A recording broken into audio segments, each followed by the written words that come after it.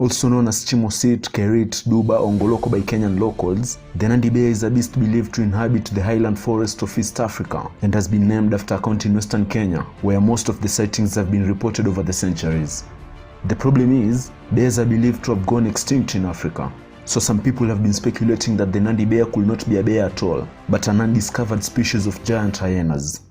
According to local legend, the beast is said to be an extremely dangerous carnivore and has been described as a powerfully built quadruped standing about 2 meters tall at the shoulders. The Nandi bear is also a nocturnal animal, which means that it's more active at night and sleeps during the day. Its back slopes downwards like the hyenas, its head is notably wider like a lion's, and its body is covered by brownish red or dark colored fur. Another common feature of the Nandi bear from most reported encounters is that the monster tends to walk on its hind legs when provoked and ready to attack.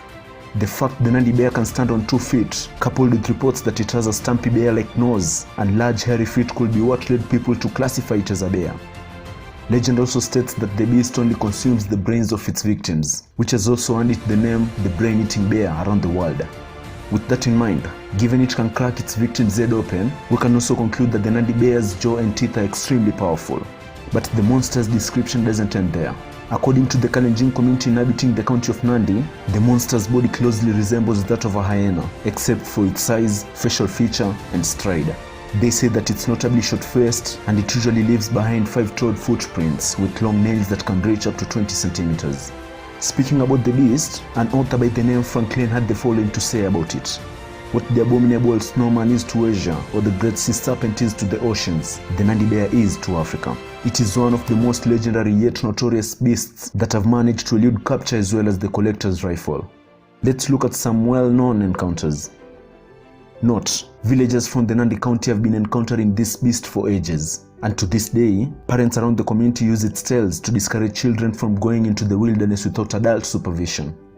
That said, officially documented encounters with the monster are mostly from European explorers and administrators who were in the nation during the colonial period.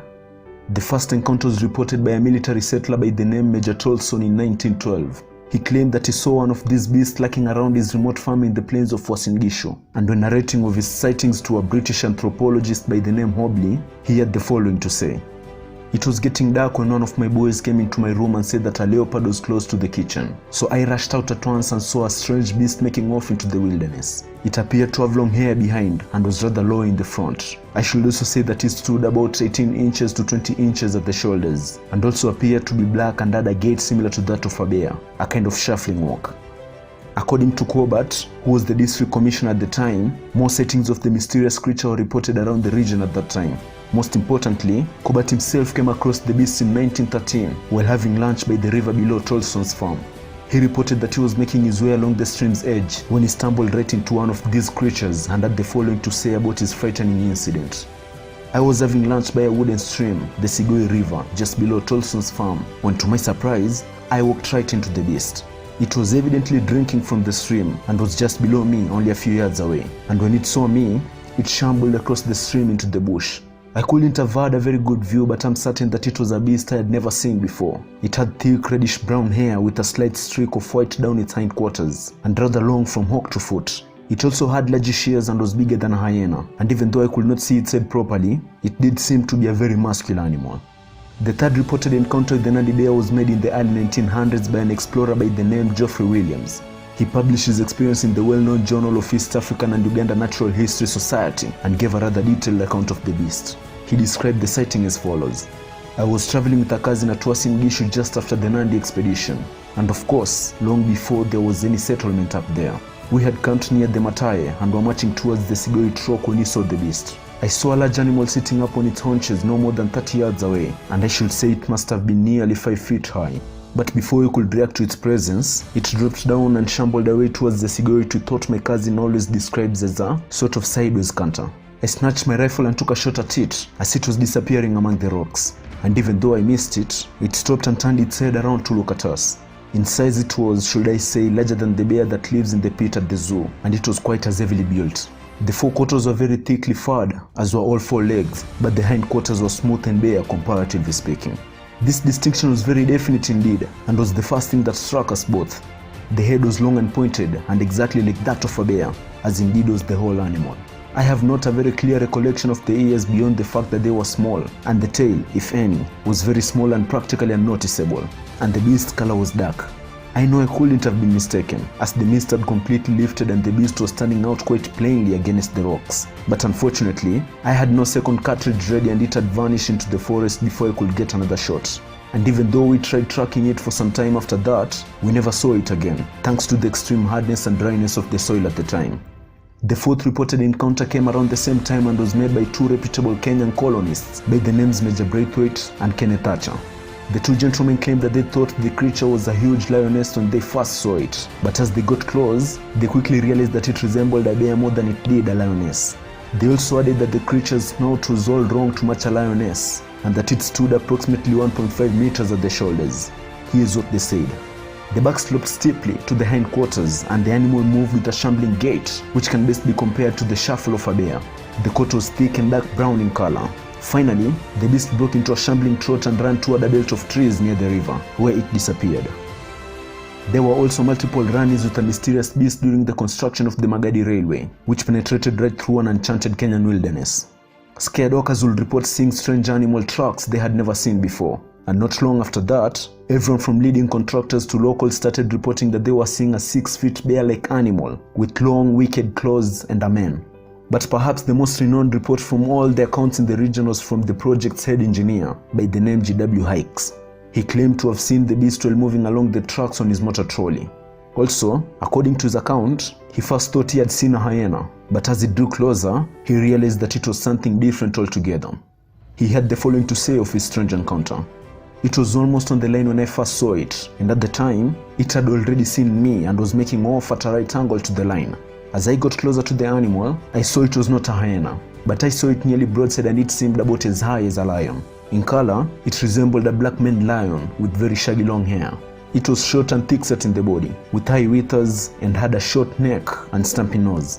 It did not turn to look at me, but loped off running with its forelegs and with both hind legs rising at the same time. As I got alongside it, it was about 40 or 50 yards away, and I noticed that it was very broad across the ramp, had very short ears, and had no tail that I could see. As its hind legs came out of the grass, I noticed that they were very shaggy right down to the feet, and that the feet were extremely large. In 1999, a small village in Nandi County was getting terrorized by a similar monster that was killing huge numbers of goats and sheep, but the monster was only eating their brains and leaving the rest of the carcasses behind. Reports show that the monster killed more than 80 cattle in less than 10 days in the region.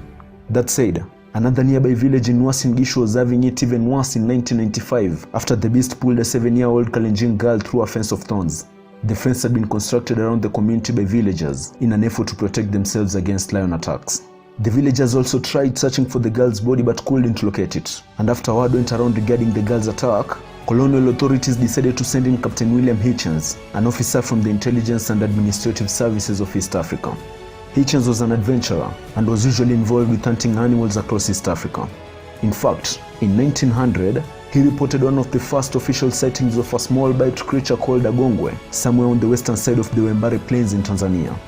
After arriving in 𝗬𝗪𝗡 Gishu, Hitchens, accompanied by his dog, ventured into the wilderness to hunt down the beast, or at the very least, find out what happened to the little girl. But on one dark night while camping in the wilderness, Hitchens was woken up by a ghostly ear-piercing scream and a commotion outside his tent, after which he allegedly got out of the tent to find that his dog was nowhere to be seen, and its teeth dripping with blood.